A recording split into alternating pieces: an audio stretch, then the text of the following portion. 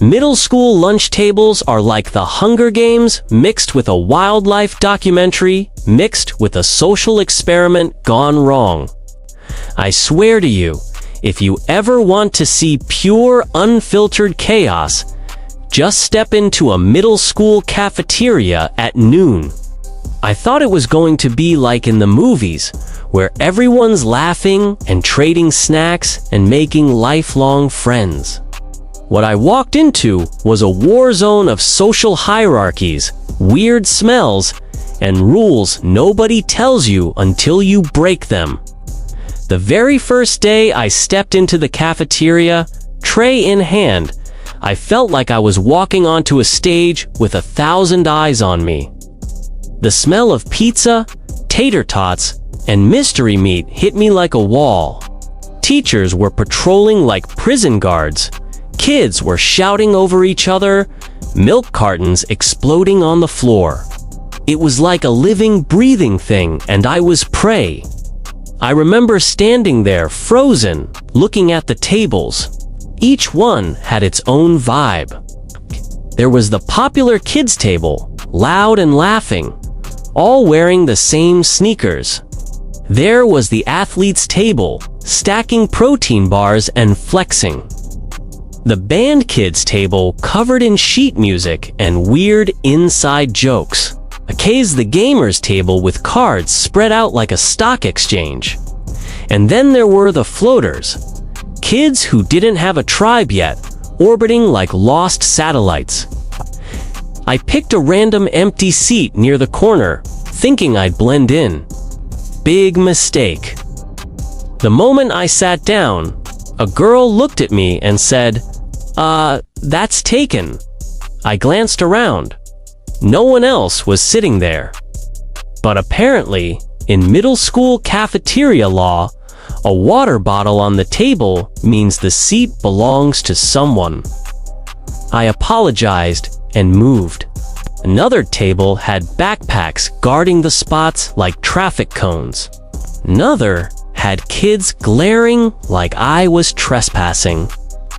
Finally, I sat at the overflow table, the place where all the newcomers and kids without a clear group ended up.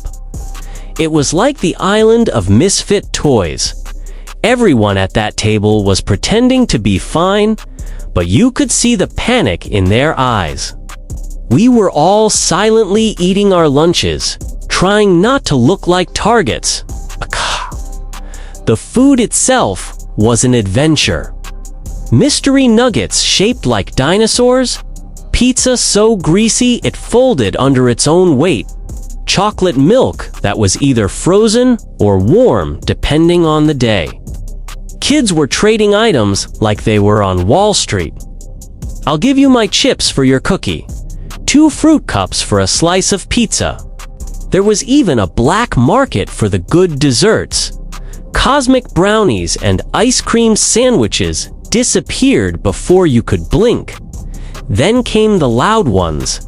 The kids who would bang on the table to start chants, spill milk on purpose just to see it splash, throw grapes across the room like grenades.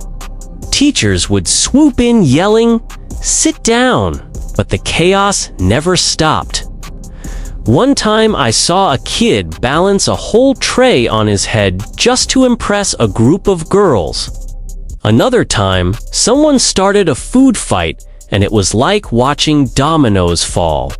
One ketchup packet explodes, and suddenly the whole cafeteria's covered in spaghetti sauce. But the real danger wasn't tea, the food fights, or the teachers. It was the social landmines. Sit at the wrong table once, and you'd be marked forever. Laugh at the wrong joke, and you're weird. Bring the wrong lunch, and your gross kids would roast you for anything. Your haircut, your backpack, even the way you opened your juice box.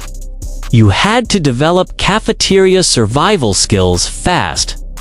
Don't make eye contact with the wrong crowd. Guard your snacks and never, ever drop your tray.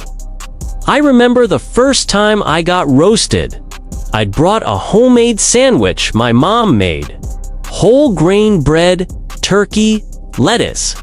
Healthy, right? But in the cafeteria that day, it was open season. What's that smell? Why's your sandwich so brown? Are you on a diet? Within seconds, the whole table was laughing, and I was just sitting there dying inside. After that, I begged my mom for pizza money just to blend in. Over time, you start learning the unspoken rules. You learn which tables are safe to pass, which kids will share snacks, which teachers will look the other way. You form alliances. You find your people. Maybe you join the kids drawing comics on napkins, or the ones huddled around a phone watching viral videos. Slowly, the cafeteria becomes less terrifying, but it never stops being its own ecosystem. Looking back, it's wild how much middle school lunch shaped who we were. It was like a crash course in social dynamics, negotiation, and dodging flying tater tots. It taught me how to read a room, how to keep my cool under pressure, and how to laugh off embarrassment when everyone's staring. And now, whenever I see a school cafeteria in a movie, I laugh. They make it look like some wholesome hangout spot, but anyone who's been there knows the truth. It's chaos. It's survival. It's the Wild West with chocolate milk. So yeah, middle school lunch tables in a nutshell. Absolute madness. Gah. A place where reputations are made and destroyed between bites of mystery meat. A place where a single trade could make you a hero or an outcast. A place where you discover who you are under fluorescent lights and the smell of reheated pizza. If you've ever survived a middle school cafeteria, you know exactly what I'm talking about.